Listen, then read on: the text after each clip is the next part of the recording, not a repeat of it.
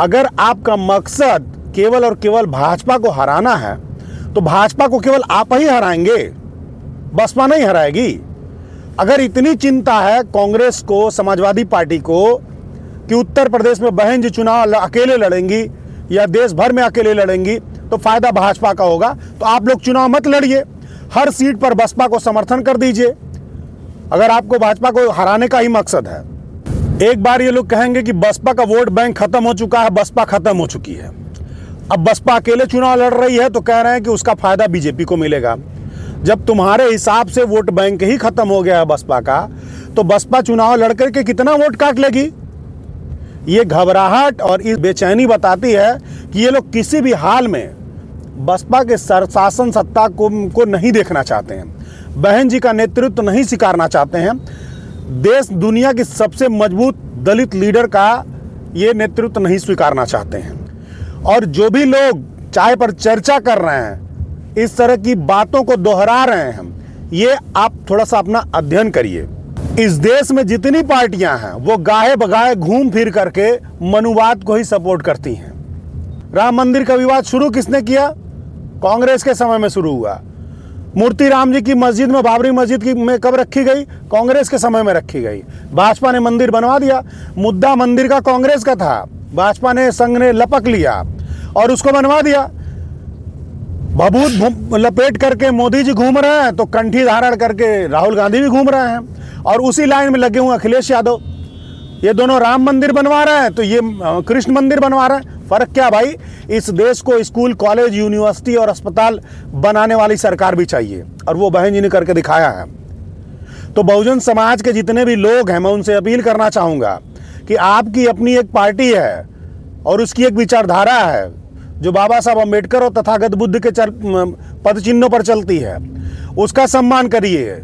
संवैधानिक अधिकारों को संरक्षित करने के लिए सबसे जो अच्छी पार्टी है, संविधान को पूर्ण रूप से लागू करने के लिए जो सबसे बेहतरीन पार्टी है, संवैधानिक अधिकारों के साथ साथ आपके बहुजन महापुरुषों का जो इतिहास है उसको जमीन पर उतारने के लिए जो सबसे जरूरी पार्टी है, वो बहुजन समाज पार्टी है।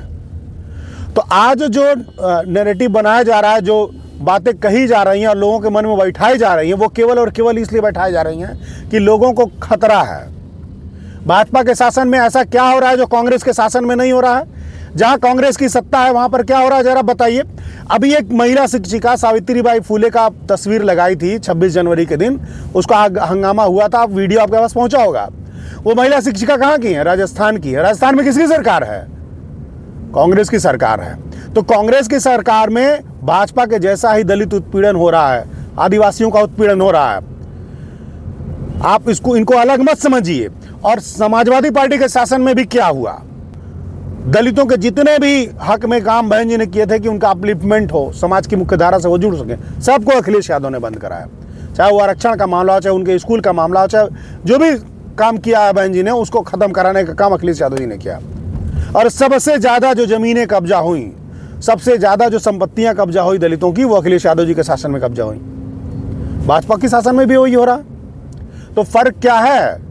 कोई विष्णु मंदिर बनवा रहा है, कोई राम मंदिर बनवा रहा है। बसपा स्कूल, कॉलेज, यूनिवर्सिटी बनाने वाली सरकार है, पार्टी है, तो आप उसको सपोर्ट करिए। और इस बहकावे में मत जाइए कि बसपा चुनाव लड़ेगी तो भाजपा। अरे भाई, किसी को फायदा उससे कोई मतलब नहीं है।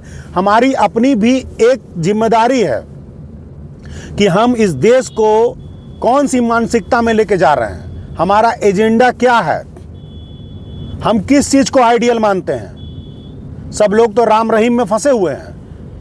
कोई सेकुलरिज्म की बात कर रहा है, कोई संविधान की बात कर रहा है, भाषणों में होता है, संविधान पर चलना पड़ता है। तो हमारी अपनी एक आइडियोलॉजी है, तथागत अम्बेडकर और बुद्ध की। भगवान बुद्ध से लेकर के अम्बेडकर तक जितने भी हमारे देश में लीजेंड्स हुए हैं, उस पर काम किया है बसपा ने, और हमारी वही आइडियोलॉजी है। और आपको बता दें, हमारी जो आइडियोलॉजी है वो बहुजन के बाद सर्वजन की हो चुकी है। सर्वजन का मतलब ये है, सड़क बनेगी, स्कूल बनेगा, अस्पताल बनेगा, न्याय व्यवस्था अच्छी होगी, तो वो सबके लिए होगी, किसी एक जाति के लिए, किसी एक संप्रदाय के लिए नहीं होगी। तो जो भी समता, स्वतंत्रता, न्याय और बंधुता में विश्वास रखते हैं, उनको बसपा के साथ आना चाहिए। अकेले चुनाव लड़े चाहे मिल करके चुनाव लड़े, और मिल करके किससे लड़े? भाई तुम खुद लड़ रहे हो, खुद भिड़ रहे हो। तुम्हारा कौन नेता? नीतीश कुमार सबसे बड़ा नेता था, उसको प्रधानमंत्री पद का दावेदार बना रहे थे, बोल रहे थे। क्या हुआ? भाग गया वो। मतलब ऐसी बदजुबानी, इतना घटिया लेवल का कन्वर्सेशन हुआ। भाजपा के मोदी जी हो, चाहे अमित शाह हो, और चाहे नीतीश कुमार हो। जब नीतीश कुमार ने भाजपा गठबंधन छोड़ा तो इतना बदजुबानी हुई, इतना घटिया कन्वर्सेशन हुआ कि उसके बाद लगा नहीं था कि कभी एक साथ आएंगे। फिर पलट गए, और पलट करके फिर लोग थूक के चाटते हैं, ये लोग पॉटी करके चाट लिए। मतलब इस लेवल का घटिया काम किया इन लोगों ने। तो ऐसे लोगों के साथ जो इंडिया गठबंधन बना है, उसमें आप लोग को विश्वास है, और जो मजबूती से कैडराइज होकर के पार्टी चल रही है, आपको उस पर शंका है। तो जो भी लोग इस तरह की बात कर रहे हैं, वो भटकाने की बात कर रहे हैं। आप चुपचाप बसपा के साथ खड़े होइए, उनके कैडर कैंपों में शामिल होइए, अपने लेवल पर काम करिए, अपने गिरबान में झांक करके देखिए कि आप क्या कर रहे हैं, और व्यक्तिगत मामलों को अलग करिए, सामाजिक मामलों को अलग करिए। बसपा जब चुनाव लड़ती है तो वो सामाजिक मुद्दा होता है। आपको टिकट नहीं मिल रहा है, आपको पार्टी में कोई पूछ नहीं रहा है, आपको किसी कोऑर्डिनेटर के द्वारा या किसी कार्यकर्ता के द्वारा, किसी पदाधिकारी के द्वारा दरकिनार कर दिया गया, ये आपका व्यक्तिगत मामला है। आप काम करेंगे तो कोई आपको रोक नहीं सकता है, आप मेहनत करेंगे तो कोई आपको वो सबको दिखाई देगा। लेकिन इसके बावजूद में भी अगर कोई व्यक्तिगत मामला आपका फंसता है, बहुत से लोग इस बात से नाराज हैं कि हमको टिकट नहीं दिया, टिकट नहीं दिया। अगर बसपा सारे दलितों को टिकट दे भी दे विधानसभा में, तो 403 ही सीटें उत्तर प्रदेश में है ना, 403 ही विधायक बनेंगे ना। उसके बाद भी हजारों ऐसे लोग होंगे जिनको ये मलाल रहेगा कि हमको टिकट नहीं मिला, तो सबको टिकट नहीं दिया जा सकता है। अब बात आती है फंडिंग की। बसपा पैसा लेती है, पैसा लेती है। भाई पैसा क्यों देते हो बसपा को जब तुमको चुनाव नहीं लड़ना है? तो बसपा किससे चंदा लेगी?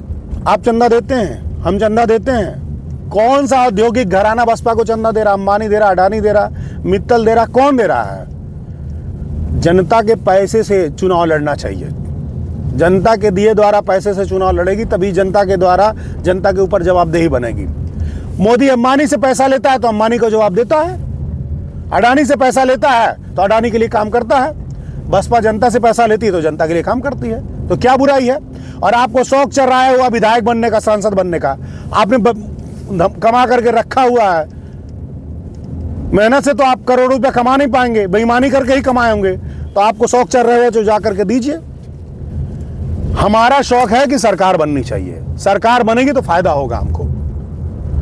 विधायक बन करके हम टिकट ले करके खाली अपना फायदा कर सकते हैं, लेकिन बसपा की सरकार बनेगी तो फायदा हमारे समाज के हर एक व्यक्ति को होगा, समाज के हर तबके को होगा। इस मकसद को लेकर के चलिए। व्यक्तिगत कारणों को किनारे रख करके सामाजिक कारणों पर चर्चा करिए, सामाजिक कारणों को ध्यान में रख करके काम करिए और बसपा को मजबूत करिए। और जो भी लोग ये बात फैला रहे हैं कि बसपा अकेले चुनाव लड़ेगी तो भाजपा को फायदा होगा, सीधे सीधे उनसे कहिए कि अगर आपको भाजपा को हराने की इतनी चिंता है तो समाजवादी पार्टी और कांग्रेस दोनों चुपचाप समर्थन कर दें बसपा को।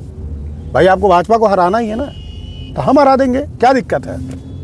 आप ही हराएंगे। तो बात बहुत लंबी हो रही है और हम लोग रास्ते में हैं, लखनऊ की तरफ जा रहे हैं। फिर आपसे मुलाकात होगी। सभी लोगों को नमो बुद्धाय, जय भीम। मैं धीरेन्द्र प्रताप, अध्यक्ष पूर्वांचल सेना।